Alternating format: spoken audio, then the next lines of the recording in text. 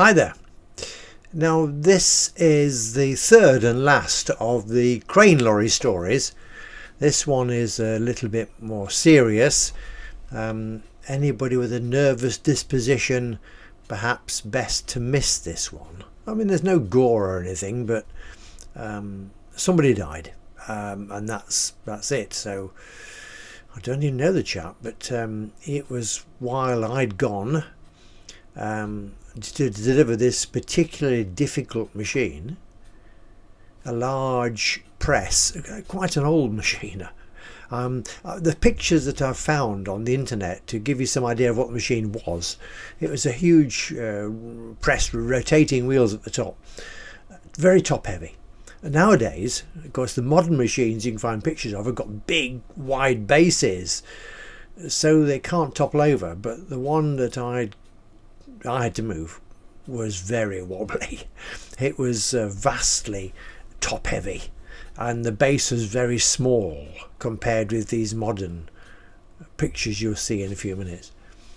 And as I explained, there was two of these machines, one with our label on, Rundles, and it was going to another site in Boston. I hadn't got to go very far, but it took a lot of care to move this thing. And after, when I got back and found that the second machine had killed the chap who was trying to move it, then it made me think very hard about responsibilities and everything else. So here comes the story. Okay, we're going to begin. This is the third and last of the stories in the series The Crane Lorry. This one is called Big Machine Moving. It's from 1984, taken from It's a Rum Life, Book 4, Volume 1, Northcote, 1984 to 1994. Now I must mention here before we start reading that this story is not for the squeamish. This is a far more serious story with a very unfortunate ending. But it's interesting reading. Off we go. Most of the work at Rundles in 1984 was pretty ordinary. I was driving their 16-ton Bedford lorry, making deliveries of electric motors and second-hand machines mixed with castings and agricultural implements.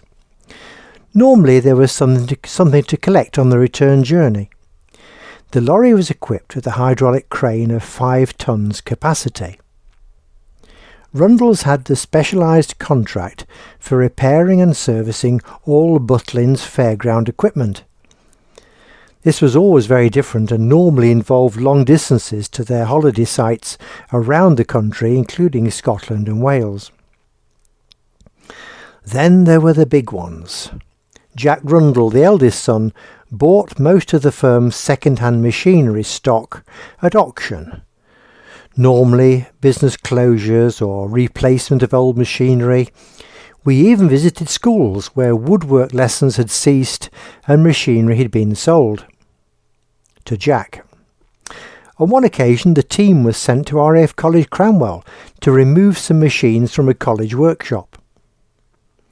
This next incident did not really affect me directly, but nevertheless was unforgettable. The auction of machinery had been at the old Geest Industries small truck factory in Boston, which had closed. For years and years this firm had churned out small wheeled trucks of all types and sizes and exported them to all parts of the globe. Now it was all gone, and Jack had bought several of the specialised machines. The first on my list was a fly press.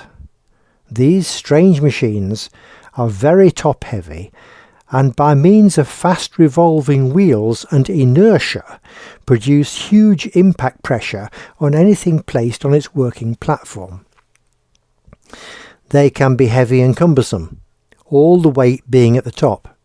This one was the biggest fly press I had ever seen. I duly arrived and found 2 identical fly presses stood side by side on the factory floor, bolted securely to their concrete foundations. Both had appropriate labels designating their new owners. The factory was alive with vehicles and men moving here and there, back and forth, emptying the once thriving unit of its lifeblood, the machines. After studying this unusual machine for some time, I decided on the best way to tackle the job. The press was destined for another factory unit in the town where 2 ex-Geest employees had set up their own small factory in an old railway goods shed. The press had to travel in a vertical position as its internal workings prevented it lying down. It was with some difficulty I managed to obtain the use of a fork truck and carefully placed the forks beneath the heavy working platform directly beneath the top-heavy press movement. I was confident that there was no chance of moving the machine successfully without this aid, and the lorry crane could not get to the location within the building. I kept the fork truck's engine switched on all the time as I gingerly knelt down beneath the machine and removed the locating bolts one by one. Its ever-present overshadowing bulk made me constantly aware of the delicate situation. Bit by bit I slowly raised the machine millimetres at a time until its whole weight was resting on the truck forks. Then, with the formidable machine just clear of the ground, I secured the top-heavy head of the machine to the fork truck mast with ratchet straps. Now I could proceed slowly out to the lorry to use the lorry's own crane to actually load the press onto the lorry body. This time I used lifting chains that I was positive would cope with the weight of the huge press, whatever it might be. Then, before releasing the machine from the fork truck, I had to be sure the crane was safely taking the weight. Bit by bit, I released the fork truck and placed the tall, ugly, ungainly thing in the centre of the lorry deck. More locking chains secured its position, and I could park the crane jib alongside as an additional steadying influence, strapping the two together with additional ratchets. We were on our way, and the remaining job of craning the thing through the door of its new home and placing it in position on the floor was simplified by the fact that the new workshop floor was a similar height to the lorry body. The site had been prepared and the new owners quickly bolted the press into position. I then returned to the same factory site to collect the next order. The whole site was an uproar. Bright red and white tape surrounded where I had been working just a short time before. The second fly press was tipped over on its side, resembling a prehistoric beast in torment. Beneath it was an ominous dark red stain. I managed to get the basics of what had happened from another driver.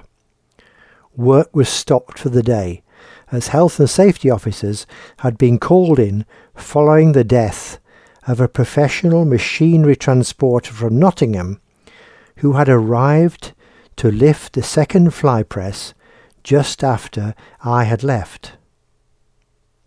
As he had tried to lift the machine, it had tumbled down on top of him, obviously crushing him beneath its huge weight. Nothing much was said back at the works that day, but whenever anybody commented on my perhaps being a little slow with my lifts with the crane, better safe than sorry was my constant reminder. Well, there we are. That was a story with a difference. I hope you enjoyed it. Brought to you by Cracker Books, written and read by Keith Sanders. There we are. That was the end of Big Machine Moving, the third crane story. I was very grateful that Rundles gave me that job. It was Ken Rundle gave me the job, and I spent virtually a year with them. It was marvellous. No responsibility. Well, I had responsibility, but I did as I was told. I wasn't paying the bills, you know. I just got paid to do what I was told. Went all over the country with that lorry.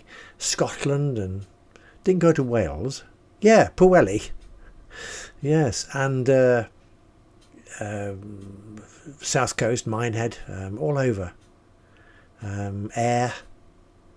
And of course the basic machinery moving that they did as well, apart from Butlins.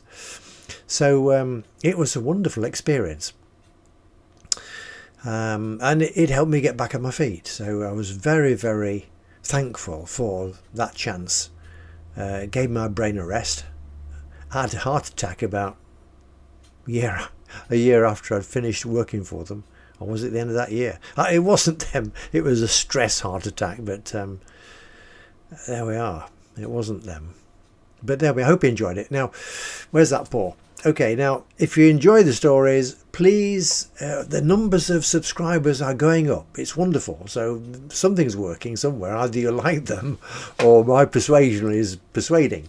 So please give us a like if you like the stories, and then if you think about subscribing to the channel, then do so, and also share the story with your mates. You know, as I said before, send the story around the world. That's even better. So and then there's the links coming up to other Cracker Books publications. It's best to get onto the website, and then you can choose the link you want for either download a book or audio stories, whatever. So there's lots of entertainment there, and it's all free. So I'm thankful for you to watching this today, and until the next time, cheerio.